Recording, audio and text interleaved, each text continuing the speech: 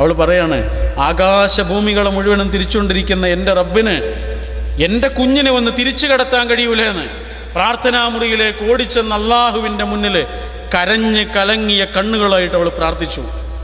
ആ പ്രാർത്ഥന കേൾക്കാൻ ആ റബ്ബ് അവിടെ ഉണ്ടായിരുന്നു. ആ പ്രാർത്ഥന കേൾക്കാനേ ആ റബ്ബ് അവിടെ ഉണ്ടായിരുന്നു.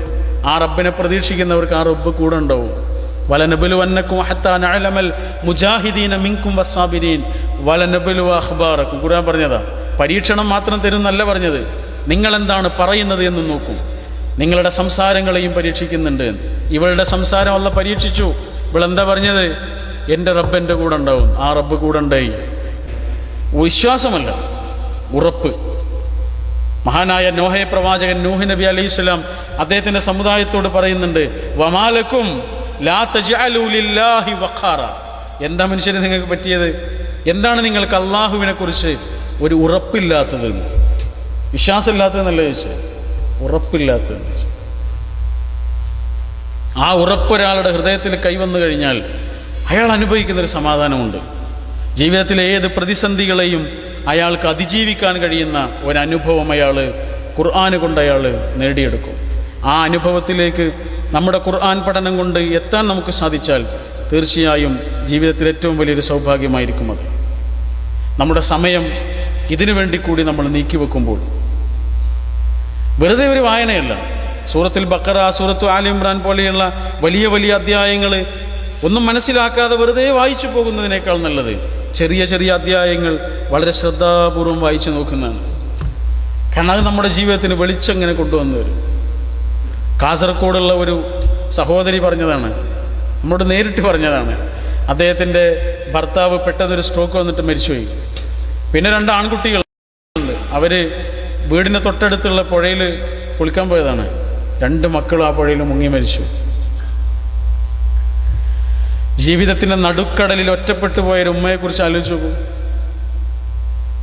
അവർ പറയാണ്, ഈ ഖുർആൻ പഠിച്ചിട്ടില്ലായിരുന്നെങ്കിൽ ഞാൻ ഇന്ന് ഈ ലോകത്തുണ്ടാവില്ല, ഞാൻ ആത്മഹത്യ ചെയ്തിട്ടുണ്ടാവും. ഞങ്ങളുടെ നാടിന് തൊട്ടടുത്തുള്ള ഒരു സ്ഥലമാണ് ഉതിരംപൊയിൽ എന്ന് പറഞ്ഞ സ്ഥലം. അവിടെ ഒരാളുണ്ട്, ഭാര്യ മരിച്ചു. കിണറിൽ വീണിട്ട് ഭാര്യ മരിച്ചു. മകൻ മരിച്ചു, മകളും മരിച്ചു. പനി വന്നിട്ട് മകൻ മരിച്ചു, ഒരു ആക്സിഡൻറ്റിൽ മകളും മരിച്ചു. അയാളുടെ ഒരു അവസ്ഥ എന്തായിരിക്കും ആലോചിച്ചു.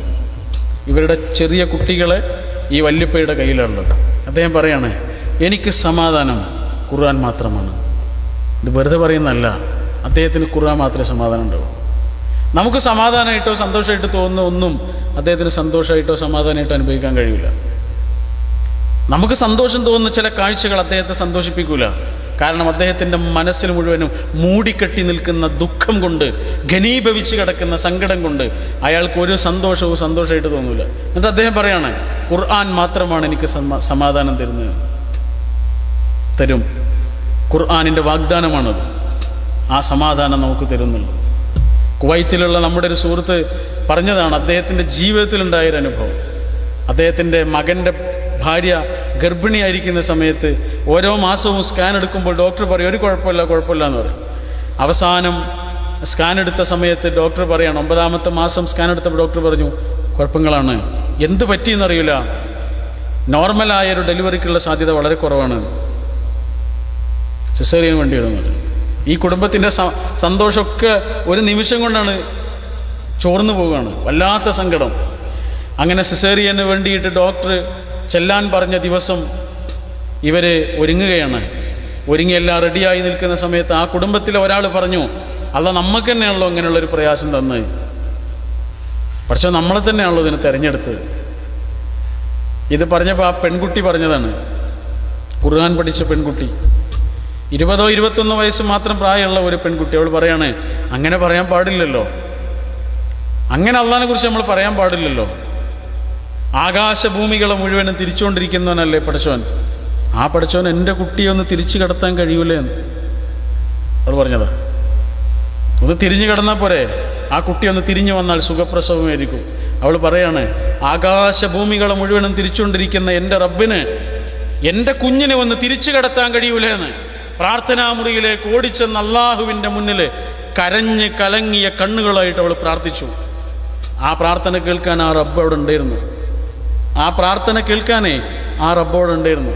ആ റബ്ബിനെ പ്രതീക്ഷിക്കുന്നവർക്ക് ആ റബ്ബ് കൂടെ ഉണ്ടാവും. വലനബലുവന്നക്കും ഹത്താ നഅലമൽ മുജാഹിദീന മിൻകും വസ്സാബിരീൻ വലനബലുവ അഖ്ബാറക്കും. ഖുർആൻ പറഞ്ഞതാ. പരീക്ഷണം മാത്രം തരുന്നല്ല പറഞ്ഞത്, നിങ്ങളെന്താണ് പറയുന്നത് എന്ന് നോക്കും. നിങ്ങളുടെ സംസാരങ്ങളെയും പരീക്ഷിക്കുന്നുണ്ട്. ഇവളുടെ സംസാരം അല്ലാഹ് പരീക്ഷിച്ചു. ഇവളെന്താ പറഞ്ഞത്? എൻ്റെ റബ്ബ് എൻ്റെ കൂടെ ഉണ്ടാവും. ആ റബ്ബ് കൂടെ ഉണ്ടായി. ഡോക്ടർ പോലും പറഞ്ഞത് എന്ത് മിറക്കളാണ് സംഭവിച്ചതെന്ന്. സുഖപ്രസവമായിരുന്നു. ഞാൻ ആ കുട്ടിയെ കണ്ടിട്ടുണ്ട്. 3 വയസ്സുകാരനായ ആ കുട്ടി ചുറുചുറുക്കോടുകൂടി ഇന്ന് കുവൈത്തിൽ ജീവിക്കുന്നുണ്ട്. മലപ്പുറം ജില്ലയുടെ അങ്ങേയറ്റമായ ചെങ്ങരംകുളത്ത് താമസിക്കുന്ന ഒരു കുടുംബമാണ്. എന്താണിത്? ഇത് ഖുർആൻ പഠിക്കുമ്പോഴാണ് അറിയണത്. ഇന്നലെ പ്രസംഗം കഴിഞ്ഞിട്ട് ഇറങ്ങിയപ്പോൾ ഒരു സുഹൃത്ത് വന്ന് പറഞ്ഞതാ, എൻ്റെ ജീവിതത്തിൽ ഒരു സംഭവം ഉണ്ടായിട്ടുണ്ടെന്ന് പറഞ്ഞിട്ട്. അദ്ദേഹത്തിൻ്റെ കുടുംബത്തിലെ ഒരാൾ പിന്നെ മയക്കുമരുന്ന് കേസിൽ കുവൈത്തിൽ പിടിയിലായി. ആ കേസിൽ പിടിക്കപ്പെട്ടാലുള്ള അവസ്ഥ നമുക്കറിയാം. സ്വാഭാവികമായിട്ടും അദ്ദേഹം കല്യാണം കഴിച്ച ഉടനെയാണ് സംഭവം. അപ്പോൾ ഈ പെൺകുട്ടിയോട് കുടുംബങ്ങളൊക്കെ പറഞ്ഞു, 1-2 വർഷങ്ങൾ കഴിഞ്ഞ് പറഞ്ഞു, ഇനി ഒരിക്കലും അദ്ദേഹം തിരിച്ചു വരില്ല, നീ വേറെ കല്യാണത്തിന് ഒരുങ്ങണമെന്ന്. അവൾ പറഞ്ഞു, ഞാനൊരുങ്ങൂല, തിരിച്ചു വരും. തിരിച്ചു വന്നില്ലെങ്കിൽ എനിക്ക് പ്രശ്നമല്ല, ഞാൻ അദ്ദേഹത്തിന് വേണ്ടി പ്രാർത്ഥിക്കും. അവൾ പറഞ്ഞതാ, ഞാൻ എൻ്റെ ഭർത്താവിന് വേണ്ടി പ്രാർത്ഥിക്കും, അതാണ് എനിക്ക് അഭയം. തിരിച്ചു വന്നില്ലെങ്കിലും ആ പ്രാർത്ഥന കൊണ്ട് ഞാൻ സന്തോഷിക്കും. 6 മാസം പോലും കഴിഞ്ഞിട്ടില്ല. അതിനിടക്കാണ് കുവൈത്ത് സദ്ദാം ഹുസൈൻ പിടിച്ചടക്കിയ ഉടനെ ആദ്യം അദ്ദേഹം ചെയ്യുന്നത് എല്ലാ ജയിലുകളും തുറന്നിടാണ്.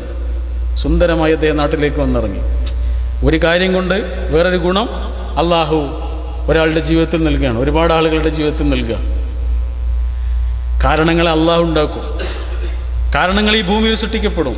നമ്മളറിയാത്ത വിധം നമുക്ക് വഴികൾ തുറന്നു തരുന്നു. അള്ളാഹ് പറഞ്ഞതാണിത്. ഞങ്ങളുടെ നാടിന് തൊട്ടടുത്തുള്ളൊരു പ്രദേശമാണ് മഞ്ചേരിക്കടുത്തുള്ള ആനക്കയ എന്ന് പറഞ്ഞു. നമ്മൾ സ്വഹാബികളുടെ ചരിത്രവും ചരിത്രത്തിൽ നിന്നുള്ള കഥകളൊക്കെ കേട്ടിട്ടുണ്ട്.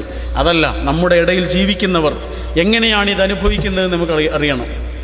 നമ്മുടെ ഇടയിൽ ജീവിക്കുന്ന ആളുകളുണ്ടല്ലോ, അവരെങ്ങനെയാണ് ഈ മഴയെ അനുഭവിക്കുന്നത് എന്നറിയണം. ഈ കാരുണ്യത്തിൻ്റെ മഴയെ എങ്ങനെയാണ് അവർ അനുഭവിക്കുന്നത് നമുക്കറിയണം. 2 കിഡ്നിയും ഫെയിലിയറായി ഭാര്യയ്ക്ക്. അപ്പോൾ ഡോക്ടർ പറയാണ്, വളരെ പെട്ടെന്ന് നിങ്ങളത് മാറ്റിവെക്കണം, ട്രാൻസ്പ്ലാന്റ് ചെയ്യണം. എത്ര പെട്ടെന്ന് കഴിയും അത്രയും പെട്ടെന്ന്. അപ്പോൾ ഈ ഭാര്യ പറയണം, ആയിക്കോട്ടെ, പക്ഷേ എനിക്കൊരു ഉംറ ചെയ്യണം, അത് കഴിഞ്ഞ് വന്നിട്ട് മതിയെന്നത്. അങ്ങനെ ഉംറയ്ക്ക് വരികയാണ് അവർ. ഉംറ എന്ന് പറഞ്ഞാൽ എന്താ? പ്രാർത്ഥന. ഹജ്ജ് എന്ന് പറഞ്ഞാൽ എന്താ? പ്രാർത്ഥന. നിസ്കാരം എന്ന് പറഞ്ഞാൽ എന്താ? പ്രാർത്ഥന. ആ പ്രാർത്ഥിക്കാനുള്ള ഓരോ അവസരങ്ങളാണ്. അവർ ഉംറയിൽ നിറയെ പ്രാർത്ഥനയായിരുന്നു. പ്രാർത്ഥന കൊണ്ട് നിറഞ്ഞു അവരുടെ ആ തീർത്ഥാടനം. അങ്ങനെ തിരിച്ച് നാട്ടിലേക്കെത്തി. മാറ്റിവെക്കാനുള്ള ഒരുക്കങ്ങളാണ്. ആ ഒരുക്കങ്ങൾക്കിടയിൽ ഡോക്ടർ പറഞ്ഞു, ഒന്ന് ഡയഗ്നോസ് ചെയ്യണമെന്ന്. ഡയഗ്നോസ് ചെയ്തു. ഡോക്ടർ പറയാണ്, 2 കിഡ്നിക്ക് ഒരു കുഴപ്പം കാണില്ല. വിശ്വസിക്കും നിങ്ങൾ? വിശ്വസിച്ചേ മതിയാവും. അത്ഭുതങ്ങൾ സംഭവിക്കും, നമ്മുടെ ജീവിതത്തിൽ അനുഭവിക്കും നമ്മൾ. അതേ സ്ഥലത്തുള്ള നമ്മുടെ ഒരു സുഹൃത്ത് പറഞ്ഞതാ, വളരെ വലിയൊരു ബിസിനസ്സുകാരനായിരുന്നു അദ്ദേഹം. 9 വർഷം മക്കളില്ലായിരുന്നു. 9 വർഷം കിട്ടാവുന്ന എല്ലാ ചികിത്സകളും നടത്തിയിട്ടുണ്ട്. അദ്ദേഹത്തിൻ്റെ കയ്യിൽ പണം ഉണ്ടായതുകൊണ്ട് ഒരുപാട് സ്ഥലങ്ങളിൽ ചെന്ന് കയറി ഇറങ്ങിയിട്ടുണ്ട്. അവസാനം കൊടുങ്ങല്ലൂരിലെ ഒരു ചികിത്സാലയത്തിൽ 2 വർഷം കിടന്നു. പൈസ ഒക്കെ തീർന്നുപോയി. പണം തീർന്നതുകൊണ്ട് നാട്ടിലേക്ക് തിരിച്ചു വന്നു. പിന്നെ അദ്ദേഹം പറയാം, പണം ഇല്ലാത്തതുകൊണ്ട് ചികിത്സിക്കാൻ വകയില്ല. ഞങ്ങളുടെ തഹജ്ജുദിൻ്റെ ഇതായിരുന്നു പിന്നീടുള്ള രാത്രി മുഴുവനും പ്രാർത്ഥന കൊണ്ട് ഞങ്ങൾ നിറച്ചു വന്നു. ഞങ്ങളുടെ പ്രാർത്ഥന കൊണ്ട് കിട്ടിയതാണ് ഞങ്ങൾക്ക് ഞങ്ങളുടെ മക്കളെ എന്ന് അവർ പറഞ്ഞ 3 ചുറുചുറുക്കുള്ള മക്കളുണ്ടെന്നവന്. ഞാൻ അവസാനിപ്പിക്കുന്നു. പ്രാർത്ഥന കൊണ്ട് വിസ്മയങ്ങൾ സൃഷ്ടിക്കപ്പെടും. ദൈവവിശ്വാസത്തിൻ്റെ കരുത്തിൽ അസാധാരണമായ അനുഭവങ്ങൾ നമ്മളറിയും. അള്ളാഹുവിൻ്റെ പരമമായ കാരുണ്യം നമ്മുടെ കണ്ണിൻ്റെ മുന്നിൽ നമ്മളിങ്ങനെ കാണും. ഇത് പറയാനും പ്രസംഗിക്കാനും എഴുതാനുമുള്ള കാര്യമല്ല, നമ്മുടെ കണ്ണിൻ്റെ മുന്നിൽ നമ്മൾ അനുഭവിക്കും. അള്ളാഹു റഹ്മാനാണ്, എൻ്റെ റബ്ബ് എന്നെ കൈവിടൂലാന്ന്. അങ്ങനെ ഒരു അനുഭവത്തിലേക്ക് എത്താൻ നമ്മുടെ ഖുർആൻ പഠനം കൊണ്ട് നമുക്ക് സാധിച്ചിട്ടുണ്ടെങ്കിൽ ഭാഗ്യവാന്മാരാണ് നമ്മൾ. ആകാശത്തിന് ചുവട്ടിൽ ഏറ്റവും നല്ല ഭാഗ്യവാന്മാർ. വരാനിരിക്കുന്ന ലോകം ഒരു സത്യമാണ്. സ്വർഗം സത്യമാണ്. നരകം ഒരു യാഥാർത്ഥ്യമാണ്. മരണം എത്രമേൽ വലിയ സത്യമാണോ അതിലേറെ വലിയ സത്യമാണ് അതിനപ്പുറത്തുള്ള ഒരു ലോകം. ഒരു നിയമം വരുമ്പോഴേക്ക് നമുക്ക് വല്ലാത്തൊരു പേടി.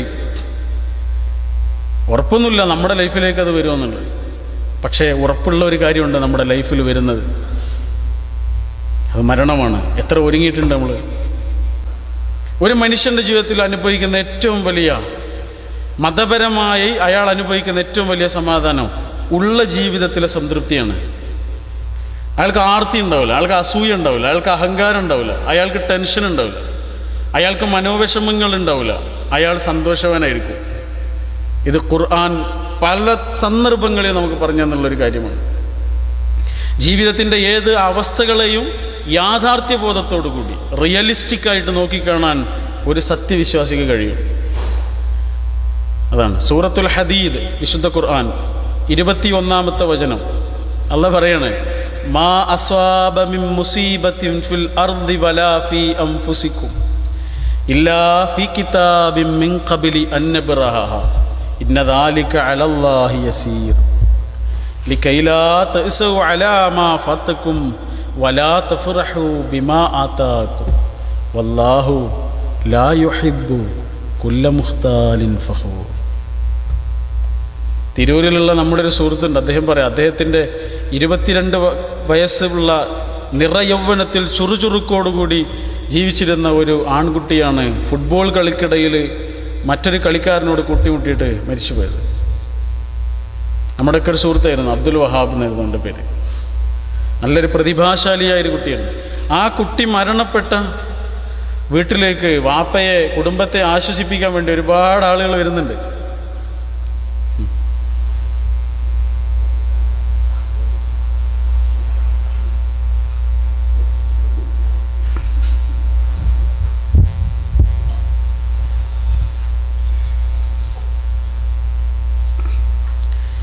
അപ്പോൾ മകൻ നഷ്ടപ്പെട്ട വാപ്പയെ ആശ്വസിപ്പിക്കാൻ വേണ്ടി കുറേ ആളുകൾ ആ വീട്ടിലേക്ക് വരുന്നുണ്ട്. എൻ്റെ വീട്ടിൽ അങ്ങനെ ഒരു അവസ്ഥ ഉണ്ടായിരുന്നു. മകൻ നഷ്ടപ്പെട്ട ഒരു കുടുംബത്തിൻ്റെ അവസ്ഥ നമുക്കറിയാം, ആ സങ്കടം എത്ര വലുതായിരിക്കുന്നു. അപ്പോൾ അദ്ദേഹം പറയണം, ഒരുപാട് ആളുകൾ വന്നിട്ട് എന്നെ ആശ്വസിപ്പിക്കുന്നുണ്ട്, പക്ഷേ എനിക്കൊരു ആശ്വാസമൊന്നും അതുകൊണ്ട് കിട്ടുന്നില്ല. അതിനിടയ്ക്ക് ഒരാൾ വന്നു, പണ്ഡിതനായ ഒരാൾ, പ്രൊഫസർ NB അബ്ദുറഹ്മാൻ എന്ന് പറയും, ഒരു സയൻറ്റിസ്റ്റാണ് അദ്ദേഹം. അദ്ദേഹം വന്നിട്ട് ഈ മകൻ നഷ്ടപ്പെട്ട് മകൻ്റെ മയ്യത്തിൻ്റെ അരികിലിരിക്കുന്ന വാപ്പയോട് ചോദിക്കുകയാണ്, ഇവിടെ ഖുർആൻ പരിഭാഷ അല്ലേ? ആ, ഖുർആൻ പരിഭാഷ ഉണ്ട്, ഒന്ന് എടുത്തുകൊണ്ടുവരുമോ? അദ്ദേഹം എടുത്തുകൊണ്ടുവന്നു. ആ സൂറത്തുൽ ഹദീദ് ഒന്ന് തുറക്കുമോ?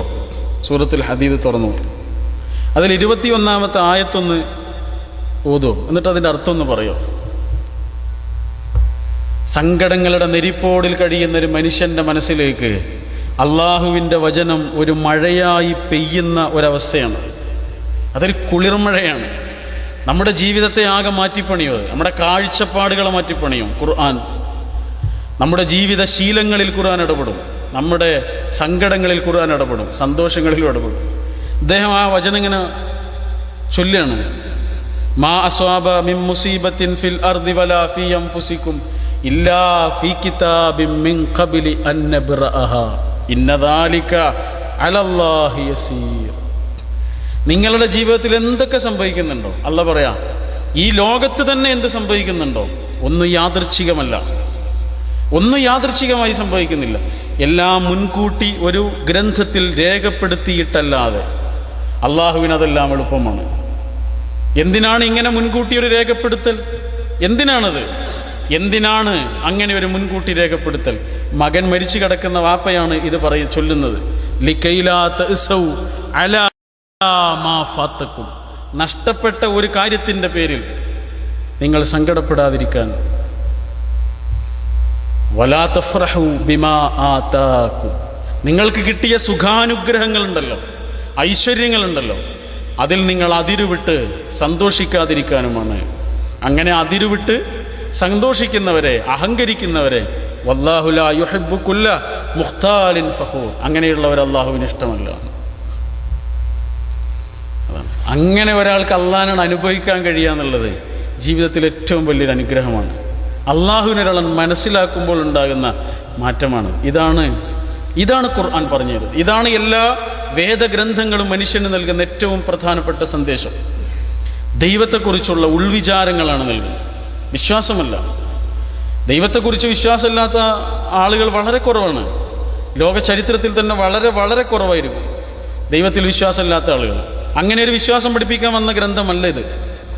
ദൈവത്തിൽ വിശ്വസിക്കാൻ പറയാൻ വന്ന ഗ്രന്ഥമല്ലിത്, മറിച്ച് ദൈവത്തിലുള്ളൊരു ഉറപ്പുണ്ടാക്കിയെടുക്കാനാണ്. ജീവിത മേഖലകളെ ആകെ ശുദ്ധീകരിക്കുന്ന, സംസ്കരിക്കുന്ന അവസ്ഥയിലേക്ക് ദൈവവിശ്വാസം കടന്നു വരണം എന്ന് പഠിപ്പിക്കാനാണ് വിശുദ്ധ ഖുർആൻ വന്നത്. ഏതൊരു മതഗ്രന്ഥം നിങ്ങൾ എടുത്തു നോക്കൂ, ദൈവത്തെക്കുറിച്ചാണ് പറയുന്നത്. കഥകൾ പറയുന്നത്, ഉപമകൾ പറയുന്നത്, ചരിത്രം പറയുന്നത്, ഉദാഹരണങ്ങൾ നിരത്തുന്നത് എല്ലാം ദൈവത്തെക്കുറിച്ച് പറഞ്ഞു തരാനാണ്. സാമവേദത്തിലെ ആഗ്നേയ കാണ്ഡത്തിലെ 8-ാം അധ്യായത്തിൽ 19 മുതലുള്ളൊരു വചനമുണ്ട്. ദൈവത്തോടുള്ളൊരു പ്രാർത്ഥനയാണ്. രായ അഗ്നേ മഹേത്വ ദാനായ സമിധി മഹേ ഈഡിശ്വാഹി മഹേ വൃഷ ദ്യാവഹോത്രായ പൃഥ്വി. ഭൂമിയെ സൃഷ്ടിച്ചവനെ, അഗ്നിയെ സൃഷ്ടിച്ചവനെ, ആകാശങ്ങളെ സൃഷ്ടിച്ചവനെ, അണ്ടകടാഹങ്ങളെ സൃഷ്ടിച്ചവനെ, അഗ്നിയെ സൃഷ്ടിച്ചവനെ, വരാനിരിക്കുന്നൊരു മഹാശിക്ഷയിൽ നിന്ന് ഞങ്ങളെ നീ കാത്തുകൊള്ളണമേ എന്ന് ഹൈന്ദവ വേദമാണിത് പറയുന്നത്. വരാനിരിക്കുന്നൊരു ശിക്ഷയെക്കുറിച്ച്. നമുത്ര ഹി സഹായാർത്ഥം പിതാ മാതാ ചതിഷ്ഠത ന പുത്രധാര ന ജ്ഞാതിർ ധർമ്മസ്ഥിഷ്ഠതി കേവല. അതേ സാമവേദത്തിലെ മറ്റൊരു വചനാണ്. നമുത്ര ഹി സഹായാർത്ഥം പിതാ മാതാ ചതിഷ്ഠിത. ആ വരാനിരിക്കുന്ന ലോകമുണ്ടല്ലോ, അവിടെ പിതാവോ മാതാവോ ന പുത്രധാര ന ജ്ഞാതിർ, പുത്രന്മാരോ തലമുറകളോ നമ്മളെ രക്ഷിക്കാനുണ്ടാവില്ല. ആരും ആരെയും രക്ഷിക്കാനില്ല. നമ്മളെ രക്ഷിക്കുവാൻ നമ്മുടെ കൂടെ ഉള്ള ഒരേ ഒരു ശക്തി എന്ന് പറയുന്നത് ധർമ്മസ്ഥിഷ്ഠതി കേവല. നമ്മളെന്താണോ ധർമ്മം ചെയ്തത് അതുണ്ടാകും, നമ്മളെന്താണോ നന്മ ചെയ്തത് അതുണ്ടാകും. ബാക്കിയൊന്നും നമ്മുടേതല്ല. ഏതൊരാൾ നിങ്ങൾ ചെന്നിട്ട് ചോദിച്ചു നോക്കൂ, അയാളുടെ ഏറ്റവും വലിയൊരു പ്രതീക്ഷ, സ്വപ്നം, ജീവിതം എല്ലാം അയാളുടെ മക്കൾ, അയാളുടെ കുടുംബം, അയാളുടെ ജോലി, അയാളുടെ സമ്പാദ്യം. അതാണ് ഭൗതിക ലോകം എന്ന് പറഞ്ഞാൽ. നമ്മുടെ ജീവിതം അതായി മാറുകയാണ്, അതായിട്ട് അങ്ങോട്ട് മാറുകയാണ് ഒരാളുടെ ജീവിതം. മക്കള്. ഏതൊരു പ്രവാസിയെ സംബന്ധിച്ചിടത്തോളം സ്വന്തം കുടുംബത്തിൻ്റെ അടുത്തേക്ക് കയറി ചെല്ലുന്ന പ്രവാസികൾ വളരെ കുറച്ചേ ഉണ്ടാവുള്ളൂ. വൈകുന്നേരം വീട്ടിലേക്ക് അണയുന്നവർ, മാതാവിൻ്റെ സ്നേഹത്തണലിലേക്ക് ചെല്ലുന്നവർ, പിതാവിൻ്റെ വാത്സല്യത്തണലിലേക്ക് ചെല്ലുന്നവർ, ഭാര്യയുടെ ഇണക്കത്തിലേക്ക് ചെല്ലുന്നവർ, മക്കളുടെ കൊഞ്ചലിലേക്കും കൗതുകത്തിലേക്കും ചെല്ലുന്നവർ എത്ര കുറച്ച് ആളുകളാണ്. സങ്കടങ്ങളുടെ ശരീരമാണ് ഓരോ പ്രവാസിയും. അവരുടെ ജീവിതം തന്നെ അവർക്ക് വേണ്ടി, മറ്റുള്ളവർക്ക് വേണ്ടിയിട്ട് കത്തി എരിഞ്ഞ് നിൽക്കുന്ന ഒരു മെഴുകുതിരിയാണ് ഏതൊരു പ്രവാസിയും. ഒരു ചെറിയ കാറ്റ് വരുമ്പോഴേക്ക് അത് കെട്ടുപോവുകയും ചെയ്തു. മറ്റുള്ളവർക്ക് വേണ്ടിയിട്ട് ഇങ്ങനെ കത്തുകയാണ്, ഒരു ചെറിയ കാറ്റത്തത് കെട്ടുപോവുകയും ചെയ്യും. രോഗങ്ങളുടെ ഭണ്ഡാരവുമായി നാട്ടിലേക്ക് കുടിയേറുന്നവർ അവസാനം കൂടെയുള്ളവരറിയില്ല, കൂട്ടുകാരറിയില്ല, വീട്ടിൽ നിന്ന് വന്നിട്ടുള്ള കുടുംബത്തിലെ പുതിയ കുട്ടികളൊന്നും അദ്ദേഹത്തെ അറിയുന്നില്ല. ഒരു അന്യനായി മാറുന്നു. അവർക്ക് വേണ്ടി ജീവിച്ച ഒരാൾ. എൻ്റെ ഒരു സുഹൃത്ത് പറഞ്ഞതാണ്, അദ്ദേഹത്തിൻ്റെ റൂമിലുണ്ടായിരുന്ന ഒരാൾ ഒരുപാട് കാലം ഗൾഫിൽ ജീവിച്ച ആളാണ്. അങ്ങനെ നാട്ടിലേക്ക് പോകണത്. അപ്പോൾ റൂമിലുള്ള ആളുകൾ തീരുമാനിക്കുകയാണ് അദ്ദേഹത്തിന് ഏറ്റവും ഇഷ്ടമുള്ളൊരു സാധനം നമുക്ക് വാങ്ങിക്കൊടുക്കാമെന്ന്. അങ്ങനെ ഇവരോട് ചോദിക്കുകയാണ് എന്താണ് വേണ്ടത്. ഒരുപാട് നിർബന്ധിച്ചപ്പോൾ അദ്ദേഹം പറഞ്ഞു ഒരാഗ്രഹം. 10-30 കൊല്ലക്കാലം ഈ ഗൾഫിൽ ജീവിച്ച ഒരാൾ എല്ലാ ആഗ്രഹവും ഞങ്ങൾ നടത്തിത്തരാം, നിങ്ങൾ പറയൂ എന്ന് പറഞ്ഞപ്പോൾ ഒരാഗ്രഹം പറഞ്ഞു. എന്താണെന്നറിയോ? ഒരു ഷവായ കഴിക്കണം എന്ന് പറഞ്ഞു. അദ്ദേഹത്തിൻ്റെ മക്കളത് കഴിച്ചിട്ടുണ്ടാവും, അദ്ദേഹം ഇതുവരെ കഴിച്ചിട്ടില്ല. അദ്ദേഹത്തിൻ്റെ മക്കൾ അതിലേറെ നല്ല ഭക്ഷണം കഴിച്ചിട്ടുണ്ടാവും, അദ്ദേഹം ഇക്കാലം വരെ അത് കഴിച്ചിട്ടില്ല. ആ മക്കൾക്ക് വേണ്ടി അല്ലേ? ഏതൊരു മനുഷ്യനോട് ചോദിച്ചാലും എന്താണ് നിങ്ങളുടെ സമ്പാദ്യം എന്ന് ചോദിച്ചാൽ അയാൾ പറയും എൻ്റെ മക്കളാണ് എൻ്റെ സമ്പാദ്യം. എനിക്കെന്തിനാണ് അതിലേറെ വലിയ സമ്പാദ്യം? എൻ്റെ കുട്ടികളാണ് എൻ്റെ സമ്പാദ്യം എന്ന് പറയും. ആണോ? ആയേക്കാം, അത്രേ പറയാൻ പറ്റുള്ളൂ. നമ്മളൊക്കെ നമ്മുടെ വാപ്പൻ്റെയും എൻ്റെയും സമ്പാദ്യമാണ്. അവരൊക്കെ നമ്മളെ ചൂണ്ടിയിട്ട് പറഞ്ഞിട്ടുണ്ടാവില്ലേ, എൻ്റെ മക്കളാണ് എൻ്റെ സമ്പാദ്യം. ഈ പണത്തിന് വേണ്ടിയുള്ള നെട്ടോട്ടത്തിനിടയിൽ ആ ഉമ്മയുടെ ആ ഉപ്പയുടെ ഖബറിൻ്റെ അരികിലൊന്ന് ചെന്ന് അവർക്ക് വേണ്ടി പ്രാർത്ഥിക്കുവാൻ പോലും സമയം കാണാത്ത മക്കളാണ് ഞാനും നിങ്ങളുമെങ്കിൽ എന്ത് സമ്പാദ്യമാണത്? സമ്പാദ്യമാണ്. പിന്നെ നമ്മുടെ മക്കൾ നമുക്കെങ്ങനെ സമ്പാദ്യമാവുക? സമ്പാദ്യം എന്ന് പറയുന്നത് ലോകത്തിൻ്റെ ഏത് കോണിലായിരിക്കുമ്പോഴും, എത്ര വലിയ ശമ്പളം വാങ്ങുന്നവരാകുമ്പോഴും അവരുടെ പ്രാർത്ഥനാ വേളകളിൽ ആ പാവ ഉമ്മയെയും ഉപ്പയെയും അവരൊന്ന് ഓർക്കുന്നുണ്ടെങ്കിൽ അത് മതി. അയച്ചു കൊടുക്കുന്ന വലിയ ശമ്പളത്തുകയേക്കാൾ അവർക്ക് അള്ളാഹുവിങ്കൽ നിന്നുള്ള പ്രീതി ലഭിക്കുന്നത് ഈ പാവ ഉമ്മയ്ക്കും ഉപ്പയ്ക്കും വേണ്ടി നടത്തുന്ന മക്കളുടെ പ്രാർത്ഥനയാണ്. അപ്പം നമുക്ക് പറയാം എൻ്റെ കുട്ടികൾ എൻ്റെ സമ്പാദ്യമാണ്. അല്ലെങ്കിൽ എന്ത് സമ്പാദ്യമാണത്? നമ്മുടെ സ്വത്ത് നമ്മുടെ സമ്പാദ്യമാണോ? ചോര നീരാക്കി നമ്മൾ ഉണ്ടാക്കിയിരിക്കുന്ന സ്വത്ത് നമ്മുടേതാണോ? നമ്മുടെ അവസാനത്തെ ശ്വാസത്തോടു കൂടി അത് നമ്മുടേതല്ലാതായി മാറുന്നു. അള്ളാഹുവിൻ്റെ റസൂൽ സ്വല്ലല്ലാഹു അലൈഹി വസല്ലം, ലോകം കണ്ട ഏറ്റവും നല്ല ഗുരുനാഥൻ, നമുക്ക് പഠിപ്പിച്ചു തരുന്ന ഒരു വചനമുണ്ട്. അതിമനോഹരമായ സാരവത്തായ ഒരു വചനം. തിരുനബി പഠിപ്പിക്കുകയാണ്, ഏതൊരു മനുഷ്യനും 3 കൂട്ടുകാരുണ്ട്. എല്ലാ മനുഷ്യനും ഉണ്ടാകും 3 കൂട്ടുകാർ. ഒന്നാമത്തെ കൂട്ടുകാരൻ സമ്പത്താണ്, രണ്ടാമത്തെ കൂട്ടുകാരൻ കുടുംബമാണ്, മൂന്നാമത്തെ കൂട്ടുകാരൻ അമലാണ്, പ്രവർത്തനങ്ങൾ. ഒന്നാമത്തെ കൂട്ടുകാരൻ സമ്പത്ത് മനുഷ്യനോടൊക്കെ പറയുന്നുണ്ട്, നീ പേടിക്കണ്ട, ഒരു പേടിയും നിനക്ക് വേണ്ട, ഞങ്ങൾ നിന്റെ കൂടെ ഉണ്ടോ. എന്തിനാ പേടിക്കുന്നത്? നിന്റെ പണം നിന്റെ കയ്യിലില്ലേ? എത്ര വലിയ മഹാരോഗങ്ങൾ നിനക്ക് വന്നാലും നിന്റെ പണമല്ലേ നിന്റെ കയ്യിൽ? എത്ര വലിയ പ്രതിസന്ധികൾ വന്നാലും നിന്റെ അക്കൗണ്ടിൽ കിടക്കുന്ന കോടികൾ ലക്ഷങ്ങൾ നിനക്ക് തുണയായി തീരൂലേന്ന് മനുഷ്യനോട് ഇങ്ങനെ പറയുന്നുണ്ട്. പണം പറയുന്നില്ലെങ്കിലും ആ പറച്ചിൽ നമ്മളിങ്ങനെ അനുഭവിക്കുന്നുണ്ട്, ഒരു സെക്യൂരിറ്റി. പക്ഷേ ഈ പണം മനുഷ്യനോട് പറയും, പക്ഷേ ഞങ്ങൾക്ക് ഒരളവ് വരെ നിന്നെ സഹായിക്കാൻ പറ്റുള്ളൂ, നിന്റെ അവസാനത്തെ ശ്വാസം വരെ. എത്ര വലിയ ഹോസ്പിറ്റലിലേക്കും നിന്നെ കൊണ്ടുപോകാൻ നിന്റെ പണം ഉണ്ടാവും, പക്ഷെ ആ അവസാനത്തിന് ശ്വാസം വന്നു കഴിഞ്ഞാൽ പിന്നെ ഹോസ്പിറ്റലുകൾക്ക് പ്രസക്തിയില്ല. നിന്റെ അക്കൗണ്ടിൽ കിടക്കുന്ന പണം പിന്നെ നിന്റേതല്ലാതായി മാറുന്നു. രണ്ടാമത്തെ കൂട്ടുകാർ കുടുംബമാണ്. ആ കുടുംബ മനുഷ്യനോട് പറയും, മരിക്കുന്നത് വരെ മാത്രമൊന്നുമല്ല ഞങ്ങൾ നിന്റെ കൂടെ ഉണ്ടാവുക, മരിച്ചു കഴിഞ്ഞാലും ഉണ്ടാവും. അതാ ആ മരത്തിൻ്റെ അവിടെ വരെ ഉണ്ടാകും. ഖബറിടത്തിൽ ഉയർന്നു നിൽക്കുന്ന മരത്തിലേക്ക് ചൂണ്ടിയിട്ട് കുടുംബം പറയുന്നുണ്ട് നമ്മളോട്, നമ്മളറിയാതെ പറയുന്നുണ്ട്, അവിടെ വരെ ഉണ്ടാവും. അവിടെ നിന്ന് അങ്ങോട്ട് നിന്റെ ഖബറിലേക്ക് മണ്ണ് വാരി എറിഞ്ഞ് ഞങ്ങൾ തിരിച്ചു പോകും. പിന്നെ ഞങ്ങളുടെ സന്തോഷം, ഞങ്ങളുടെ ആനന്ദം, ഞങ്ങൾ നിന്നെയൊക്കെ മറന്നുപോകും. അങ്ങനെ ഒരാൾ ജീവിച്ചിരുന്നു എന്ന് പറയും.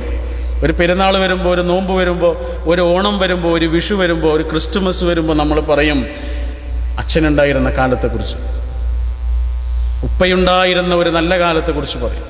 ഉമ്മ ഉണ്ടായിരുന്ന കാലത്തുള്ള നോമ്പുണ്ടല്ലോ, ആ നോമ്പായിരുന്നു നോമ്പ് എന്ന് പറയൂലേ? അത്രയൊക്കെ ഉണ്ടാവുള്ളൂ. പിന്നെ എന്താണ് നമ്മുടെ സമ്പാദ്യം? സഹോദരന്മാരെ, സഹോദരികളെ, എന്താണ് എൻ്റെയും നിങ്ങളുടെയും സമ്പാദ്യം? ഇത് രണ്ടും നമ്മുടെ സമ്പാദ്യമാണ് എന്ന് ഉറപ്പിക്കാൻ കഴിയില്ല. അതിനനുസരിച്ച് അതിനെ ഉപയോഗപ്പെടുത്തിയിട്ടുണ്ടെങ്കിൽ നമുക്ക് ഉറപ്പിക്കാം. എന്നാൽ മൂന്നാമത്തെ ഒരു ആളുണ്ട്, അയാൾ നമ്മളോട് പറയാണ്, നിന്റെ കൂടെ ഞങ്ങളുണ്ടാകും. നീ മരിച്ചു പോവുകയാണെങ്കിലും നീ ജീവിച്ചിരിക്കുകയാണെങ്കിലും നിന്റെ കൂടെ ഇടമുറിയാതെ ഒരിക്കലും അകലാതെ നിന്റെ കൂടെ ഞങ്ങളുണ്ടാകും. അതാരാ?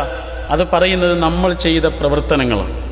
നല്ല പ്രവർത്തനങ്ങൾ മാത്രമാണോ? അല്ല, ചീത്ത പ്രവർത്തനങ്ങൾ. നമ്മൾ ചെയ്ത നല്ല പ്രവർത്തനങ്ങളും ചീത്ത പ്രവർത്തനങ്ങളും പറയുന്നുണ്ട്. ഇവിടുന്ന് പോയാലും നിന്റെ കൂടെ ഉണ്ടാവും. എത്ര ചെറുതാണെങ്കിലും അത് നമ്മുടെ കൂടെ ഉണ്ടാകും.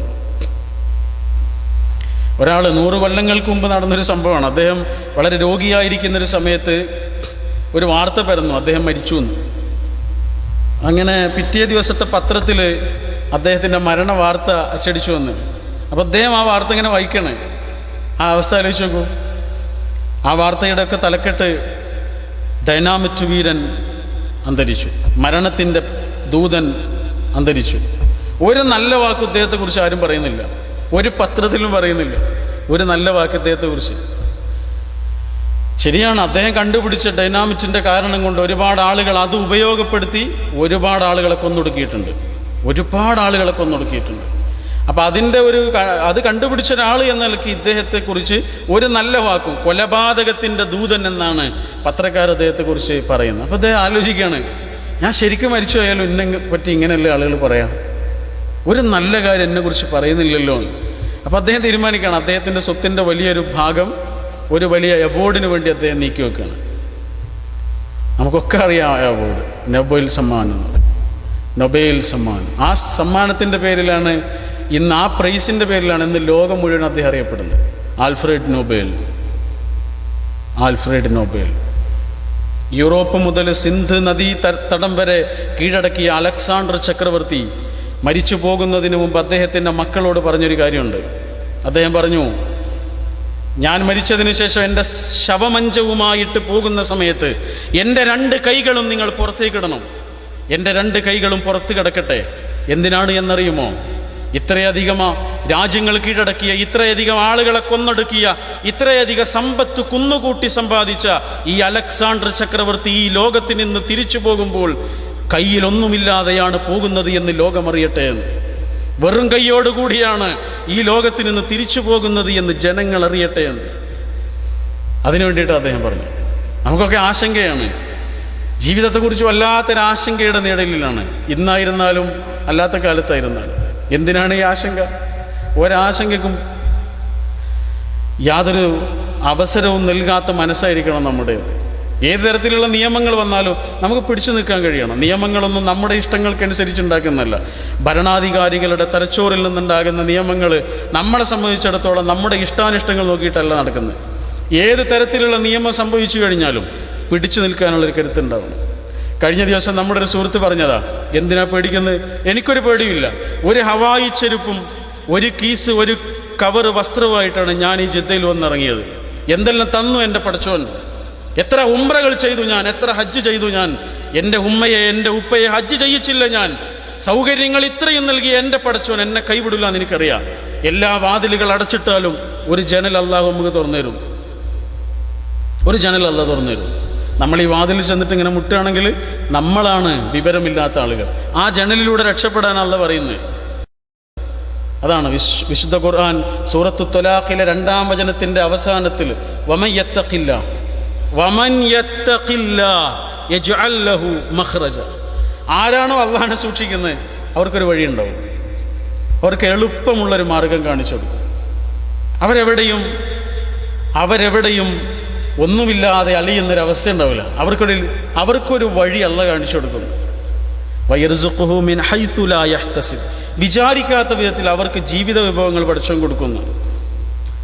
വമൻ യതവക്കൽ അലല്ലാഹ് ഫഹുവ ഹസ്ബുഹു. ആരാണോ അല്ലാഹുവിൽ തവക്കൽ ചെയ്യുന്നത്, അർപ്പിക്കുന്നത്, ജീവിതം അല്ലാഹുവിനെ ഏൽപ്പിക്കുന്നത്, അവർക്ക് അല്ലാഹ് മതി. എത്ര ഹൃദ്യമാണ് ആ വചനങ്ങൾ! ആ ഒരളവിലേക്ക് നമ്മുടെ ഈമാനിനെ, ദൈവവിശ്വാസത്തെ നമുക്ക് കൊണ്ടുവരാൻ കഴിഞ്ഞാൽ ജീവിതം മുഴുവനും അതിൻ്റെ സന്തോഷഭരിതമായ ഒരവസ്ഥ നമ്മൾ അനുഭവിക്കും. അങ്ങനെ അനുഭവിക്കുന്നവരിൽ ഉൾപ്പെടാൻ ദയാലുവായ ദൈവം നമുക്ക് ഭാഗ്യം നൽകുമാറാവട്ടെ. നമ്മൾ പറഞ്ഞു വന്നത് ബർക്കത്തുള്ള അനുഗ്രഹീതമായൊരു ജീവിതം എന്ന് പറഞ്ഞാൽ എന്താണ്? അത് സമ്പത്തിൻ്റെ ആധിക്യമല്ല, അത് മക്കളുടെ ആധിക്യമല്ല, അത് സുഖ സൗകര്യങ്ങളുടെ ആധിക്യമല്ല, മറിച്ച് അത് ജീവിത സൗഭാഗ്യമായി നമുക്ക് കിട്ടുന്ന നമ്മുടെ പ്രവർത്തനങ്ങളാണ്. നമ്മുടെ പ്രവർത്തനങ്ങൾ അതുമാത്രമേ നമുക്ക് നമ്മുടേതായി ഉണ്ടാവുള്ളൂ. നിങ്ങൾ ആലോചിച്ച് നോക്കൂ, ഈ ജിദ്ദയിൽ ഒരു 10, 20, 30 കൊല്ലം ജീവിച്ചിട്ട് നമ്മളിവിടുത്തെ താമസം മതിയാക്കി, ജീവിതം മതിയാക്കി നാട്ടിലേക്ക് പോകാമെന്ന് വിചാരിക്കുക. നാട്ടിലെത്തിയ ശേഷം ഇവിടെ നടക്കുന്ന ഈ ഖുർആൻ ക്ലാസ്സിൽ പങ്കെടുക്കുന്ന ആളുകൾ എന്ന നിലക്ക് എൻ്റെ സുഹൃത്തുക്കളോട് പറയട്ടെ, നമ്മളിവിടുന്ന് പോയതിന് ശേഷം നമുക്ക് ഈ ജിദ്ദയിലെ ജീവിതം ഓർക്കുമ്പോൾ എന്താണ് മനസ്സിലുണ്ടാവുക? എന്തുണ്ടാവുക? നമ്മൾ ഒരുപാട് നല്ല ഭക്ഷണം കഴിച്ചിട്ടുണ്ട് ഇവിടുന്ന്, പക്ഷെ അതൊന്നും നമുക്ക് ഓർക്കാനുണ്ടാവില്ല. നമ്മൾ ഒരുപാട് നല്ല വസ്ത്രം അണിഞ്ഞിട്ടുണ്ട് ഇവിടെ, പക്ഷെ അത് നമുക്ക് ഓർക്കാനുണ്ടാവില്ല. നമ്മളൊരുപാട് ശമ്പളം വാങ്ങിയിട്ടുണ്ട്, പക്ഷെ അത് നമുക്ക് ഓർക്കാനുണ്ടാവില്ല. പക്ഷെ നമ്മളിവിടെ നിന്ന് പഠിച്ച ഒരു ഖുർആനിൻ്റെ വചനം നമുക്ക് ഓർക്കാനുണ്ടാവും. നമ്മളിവിടെ ചെയ്ത ഒരു സഹായം നമുക്ക് ഓർക്കാനുണ്ടാവും. ഒരു പാവം മനുഷ്യനെ കണ്ണീരിൽ നിന്ന് കരകയറ്റിയിട്ടുണ്ടെങ്കിൽ അവൻ്റെ ഒരു വിഷമത്തിന് പരിഹാരം കാണാൻ നമ്മുടെ വിഷമം പോലും അവിടെ ഇട്ടിട്ട് നമ്മൾ ഇറങ്ങിയിട്ടുണ്ടെങ്കിൽ നമുക്കത് ഓർക്കാനുണ്ടാവും. അതാണ് സൽപ്രവർത്തനങ്ങളുടെ സൗഭാഗ്യം എന്ന് പറയുന്നത്. ഇവിടെ ഓർക്കാനുണ്ടാവും, നാളെ വരാനിരിക്കുന്ന പ്രതിഫല ലോകത്തും നമുക്ക് ഓർക്കാനുണ്ടാവും, അല്ലാത്തൊന്നും ഓർക്കാനുണ്ടാവില്ല. അതാണ് ബാഖിയാത്തുസ് സ്വാലിഹാത്ത് എന്ന് വിശുദ്ധ ഖുർആൻ സൂറത്തുൽ കഹ്ഫിൽ പഠിപ്പിച്ച്. ബാഖിയാത്തുസ് സ്വാലിഹാത്ത്, ബാക്കിയാകുന്ന സ്വാലിഹകൾ എന്നാണ്. സ്വാലിഹായ പ്രവർത്തനങ്ങൾ എന്ന് പോലും പറഞ്ഞില്ല, ബാക്കിയാകുന്ന സ്വാലിഹുകൾ. നല്ല ഒരു വിചാരം പോലും ഒരു സൽക്കർമ്മമാണ്, ഒരു പ്രവർത്തനമായിട്ടൊന്നുമില്ല. ഒരു നല്ല വിചാരം പോലും ഒരു ഉന്നതമായ സൽക്കർമ്മമായിട്ടാണ് വിശുദ്ധ ഖുർആൻ എണ്ണിയിട്ടുള്ളത്. അപ്പോൾ പ്രവർത്തനങ്ങളാണ് ജീവിതത്തിൻ്റെ സൗഭാഗ്യം. നല്ല പ്രവർത്തനങ്ങളാണ് ജീവിതത്തിൻ്റെ സൗഭാഗ്യം. ഓരോ പ്രവാസിയും ആലോചിക്കുന്നത് എത്ര സമ്പാദിക്കാം എന്നാണ്. നമ്മൾ ആലോചിക്കേണ്ടത് എത്ര നന്നായി സമ്പാദിക്കാമെന്നാണ്. കാരണം അതാണ് വേദഗ്രന്ഥം നമ്മോട് പറഞ്ഞുള്ളത്. ഇങ്ങനെ ഒരു ജീവിതം തന്നത് എന്തിനാണ് എന്ന് വിശദീകരിക്കുന്നിടത്ത് ഖുർആൻ പറഞ്ഞത്, ഇങ്ങനെ ഒരു ജീവിതം തന്നതിൻ്റെ ഉദ്ദേശ്യം നിങ്ങളുടെ കൂട്ടത്തിൽ ആരാണ് ഏറ്റവും നന്നായി അമലുകൾ ചെയ്യുന്നത് എന്നറിയാനാണ്. അതിനാണ് എല്ലാ സൗഭാഗ്യങ്ങളും തന്നത്. അതിനാണ് നമുക്ക് വാഹനം തന്നത്. അതിനാണ് നമുക്ക് ശരീരം തന്നത്. അതിനാണ് നമുക്ക് ആയുസ് തന്നത്. അതിനാണ് നമുക്ക് ആരോഗ്യം തന്നത്. അതിനാണ് നമുക്ക് പണം തന്നത്. അതിനാണ് കണ്ണ് തന്നത്, നാവ് തന്നത്, കാത് തന്നത്, കൈകാലുകൾ തന്നത്. അള്ള എന്തൊക്കെ തന്നിട്ടുണ്ടോ അത് മുഴുവനും അമലു സ്വാലിഹ് ചെയ്യാനാണ്, നല്ല പ്രവർത്തനങ്ങൾ അതുകൊണ്ട് ചെയ്യാനാണ്.